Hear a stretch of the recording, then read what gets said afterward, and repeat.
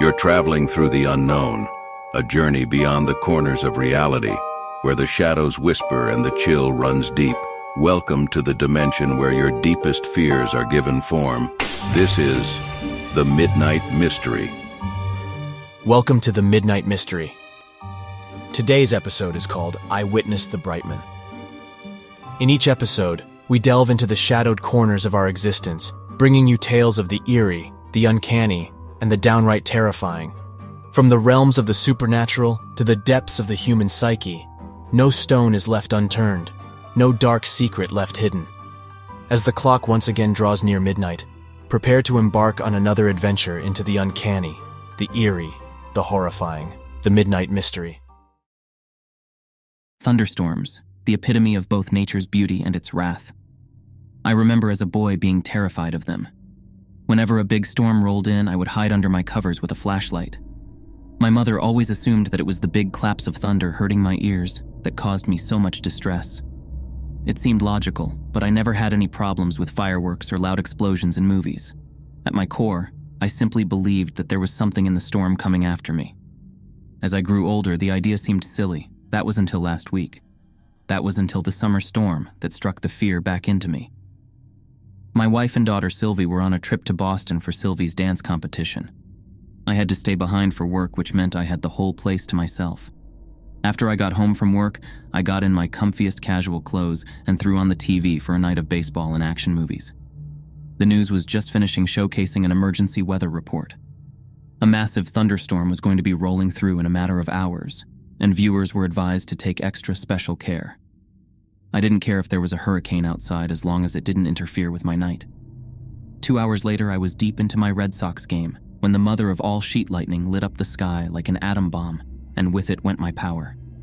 I grimaced at the empty room, my one night to myself, and now I had to spend it in the dark. I sighed and made my way to the fridge to grab a beer while it was still cold. I sipped my beer and merely stared out the window at the storm. The weather report wasn't exaggerating. This storm was an intense one. The winds whipped through the trees, tearing leaves and twigs from their branches.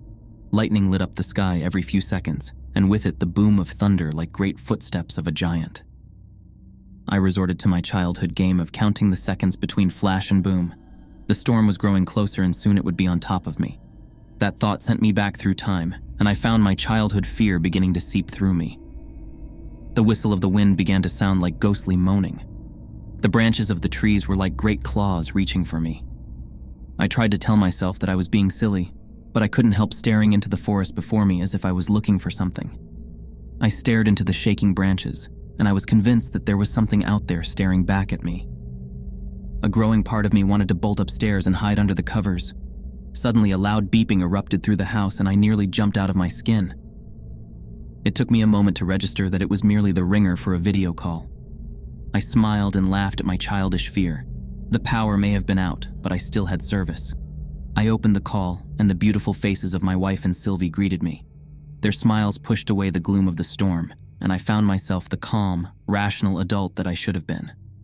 They had heard about the storm and wanted to make sure I was all right.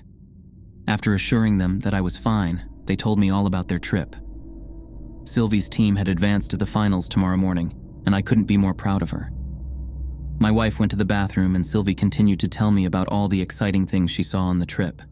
I merely smiled and listened to her. Suddenly, she grew confused and started staring at the window behind me. "Daddy, who is that out?" Sylvie began before the call suddenly ended, and I was left with a no signal screen. Great. I was now stuck there with no power or phone. I turned around to check the storm's progress when another bout of lightning lit up the sky. The flash couldn't have lasted more than a second, but in that moment I could swear I saw someone in my backwoods. I shook my head at the impossibility of the matter, but it was only a matter of seconds before another flash took the sky. This time there was no mistaking it. There was a man between the trees. I could only see him in flashes, but I could tell that he wore a long dark brown coat and a pitch black hat. Another flash lit the sky, and man was now closer to the house. I could see that he was very old with long white hair. I had no idea who in the world would be back there. The woods were very small and private property. Besides, no sane person would be out in this rain and thunder.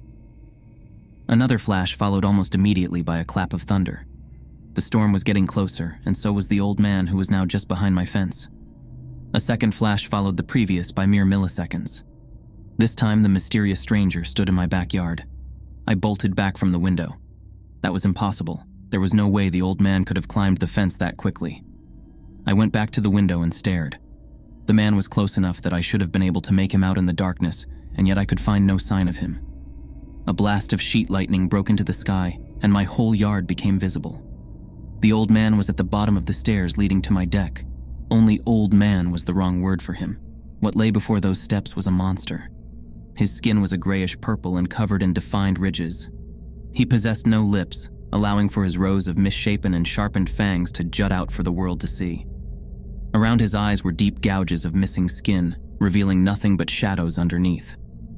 His eyes were mesmerizing as they seemed to glow and pulse with purple electricity, like summer lightning. Those eyes were fixed directly on me. When the flash ended, I wasted no time bolting upstairs. I flew up to my room with my heart beating in my chest, threatening to burst. I rushed into my bedroom and locked the door tightly. Just as the lock snapped, another massive burst of lightning lit the sky. I could see my shadow on the wall, but it was not alone. Another shadow projected itself on the wall from behind the window pane. I could see the silhouette of the old man outside my second-story window. His long hair twisted in the wind and wiggled as if it was alive. The beast had its hands raised, and to my horror I could see long claws stretched out like knives. I could hear a subtle scratching at my window as if the monster was trying to get in. The flash passed and I dived under my blankets. I didn't care that I was a grown man pushing 40. I simply did not want to see outside anymore. As I lay there, I could see even through the thick comforter. A blast of lightning accompanied the most blaring burst of thunder that I have ever heard. The storm was now on top of my house. It was difficult to make out over the thunderous blast, but I could swear that I heard the sound of footsteps on my roof, right above my head. I covered my ears and slammed my eyes shut with all my might, silently willing the creature to go away. I don't know how it was possible, but when I opened my eyes, it was the next morning. I was greeted to a beautiful sun, rising behind the trees, and the soft sound of birds singing in the distance. The blinking light of my alarm clock told me the power had been back on for several hours.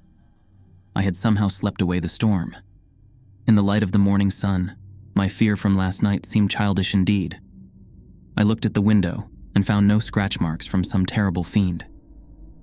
I had decided that the whole experience was a nightmare brought on by childhood fear of storms.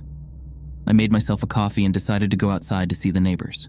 Across the street were 2 police cars and an ambulance at Mrs. Patterson's house.